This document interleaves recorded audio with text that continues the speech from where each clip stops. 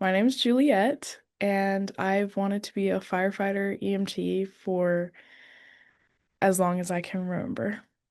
So outside of taking the EMT test, like when you were in high school and then college, have you struggled taking tests at all, or is it just specific to the EMT course? It was kind of more specific to the EMT course. I noticed it a little in um when I started anatomy and physiology in my freshman year of college, but it wasn't nearly as hard as the EMT test that I had to take. Is the EMT test, is it just a written test, or is some of it you have to demonstrate knowledge as well? So there's a skills test and then there's the written test, the National Registry test. The skills tests I did great on. I passed all of them first time. It's hands-on and I don't know, it's just for me things are easier when they're hands-on.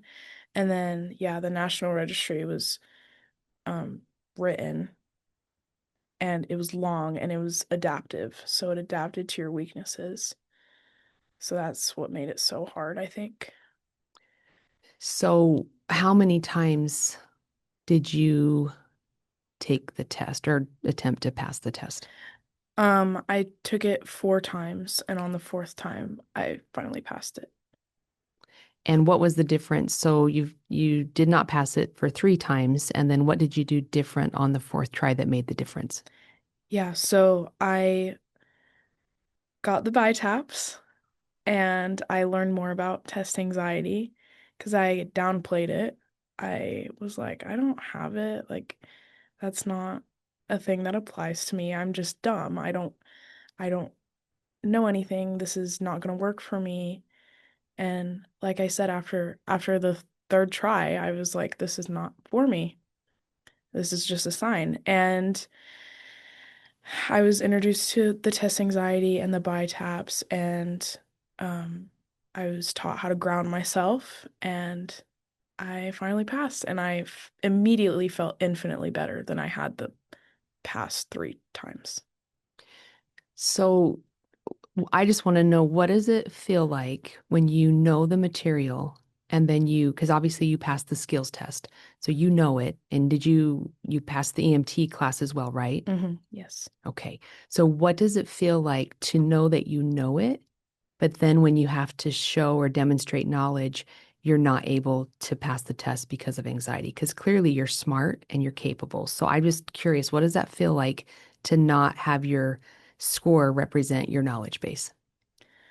It's hard. It's Mhm. it's really hard because I have that drive. I want to do it very badly. I've wanted to do it for so long, and not being able to prove that I can do it is really frustrating because I know and other people know that I can do it, but I can't prove it.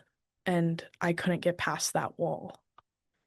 So when you had the tappers on, so someone taught you how to use them, which is great. So when you had them on and you had them on during the test, tell us the difference when you have the tappers on versus the other three tries. Right? So on the National Registry, it's a hard test because there will be like two obviously wrong answers and then two really good answers. So that just caused me to spiral down and down and down. And I would completely overthink everything, and I would forget everything.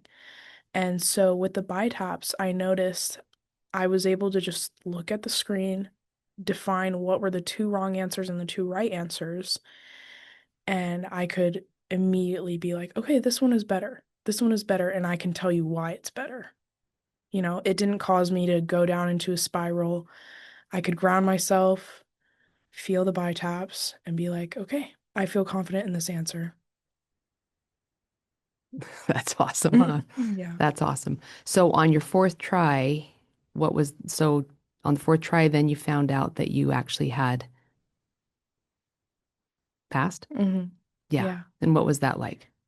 Oh my gosh. I literally felt like, when you're so nervous and like something happens to you and you feel this wave of like heat, and then once it's over, you're like, oh my gosh, you like feel it leave your body.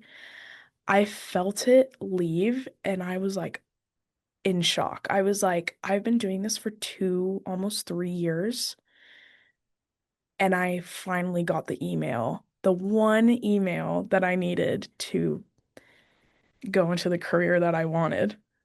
Crazy, crazy feeling. I love that. Yeah. So now, what is the next step in your career? I am doing the thing that I wanted to do the most, which was firefighting. I'm starting my academy tomorrow. So, with your struggle in testing, do you think it was just a lack of preparation in studying, or do you think you were prepared and it was just stress took over? I definitely was prepared. Um, Stress definitely took over me. Because I was able to pass the skills test every single time I took the test. I never failed the first time. I always passed the first time on the skills hands-on test. So, and I would spend hours and hours studying, and didn't I didn't used to study. And we would have study groups for hours and hours, and everyone in those study groups passed, but I didn't. And they all passed on the first time, and I didn't. So, obviously that was a heartbreaker. And that pushed the thought that I wasn't good enough. So yeah, I think I was prepared, but in the end I think stress got me. So, so when you failed and you saw other people passing, and then did you just decide maybe I can't do it? And is that when your professor actually reached out to you? Yes. Yes. I I told her I wasn't. I don't think I was going to do it anymore. Um yeah, I felt super low. I After doing it for so long, you just eventually give up. But I knew deep down in my heart that I wasn't gonna not take it again. But even still, like I just felt really down. And yeah, she reached out to me and introduced me to all of this. So yeah. I'm impressed that you didn't quit, actually. You know that? So, what would you tell other students, no matter their age, who are freezing in tests? Like, what would you say to them? I would say look more into your resources because I downplayed it for so long and I didn't ask for help, which is ironic because my whole career is people asking for help. So I just figured out I needed to ask for help. I need to find my resources. And that's when I found the Bi-Tapps. And I talked to a therapist who taught me about the Bi-Tapps. And I felt more confident than ever. So, yeah, I urge people to just reach out and ask for help. And then, what would you say to whether it's instructors or programs that are trying to support students in a similar situation to you, which is you're obviously capable and then struggle with anxiety. So, what would you specifically say, whether it's a university or a program or an instructor who knows that their students actually know the information and it's just not translating on the test? What would you say to them? I would say get these Bi-Tapps. I really honestly would. And I'm saying that as an unbiased opinion. Like it's not because I'm, friends with Shelly and like I tried it and it works. Like I really, really think that these would be a huge, huge benefit Mhm. for other people. I mean, like I can't be the only one that knows all of the knowledge and freaks out during tests. I can't be the only one, you know. But yeah, I could do the skills test and I wouldn't pass the written test, but there were others in my class that just couldn't pass the skills test, even though I like they knew the answers, they knew how to do it, but there would be things like the instructor would make them nervous or they would think they forgot steps when they didn't. I mean, I sat in on a ton of tests and they were doing well, but I could just tell, knowing how the feeling is, I could just tell they were panicking and freaking themselves out. And sometimes it has nothing to do with them, you know? So, in that situation, don't you think it would be the same that they could find the settings on the phone that they prefer, like the speed of tapping and the intensity, and then during a skills test, they could just wear the tappers Yeah. and then they get the benefit of that, which it would be the same way to regulate them as it regulated you in the written test, don't you think? Yeah, I mean, it's a test. There are two tests. It just happens to be one is hands-on and one isn't.